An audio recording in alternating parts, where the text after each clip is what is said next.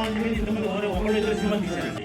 అవి చాలా వరకు వచ్చి చివరిగా వచ్చి అవి విడుదలకు నోచుకోలేదు. కానీ ఈ సినిమా జూలై 12వ తేదీన ఎంత కష్టపడాలని డేట్ వేయలేకండి, జూలై 12వ తేదీ డేట్ వేసేసి ఇవాళ ఆయన అనౌన్స్ చేస్తారంటే ఖచ్చితంగా ఈ సినిమా సూపర్లో హిట్ అవుతుంది.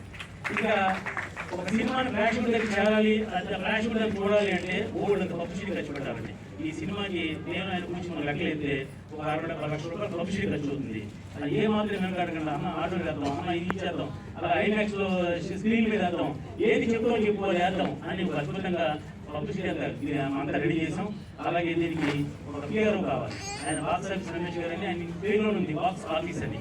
ఆ రమేష్ గారిని వెనకాల నుండి అద్భుతమైన ప్రమోషన్ చేస్తారు. సాయి వెంకట గారు ఆయనే 100 లక్షలకి చాలా మందికి డొనేట్. వారి గురించి గురూజీ అయినటువంటి కృష్ణమాచార్యుల వారు వారిదైనటువంటి ఆధ్యాత్మికమైనటువంటి ప్రసంగాన్ని మనకు అందించడం జరిగింది. విశిష్టాద్వైతం,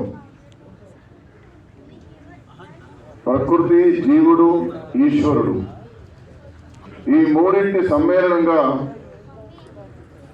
విశిష్టాద్వైత మతాన్ని సమాజంలో ఉన్నటువంటి సామాన్యుడి వరకు భగవంతుడు అనేటువంటి వాడు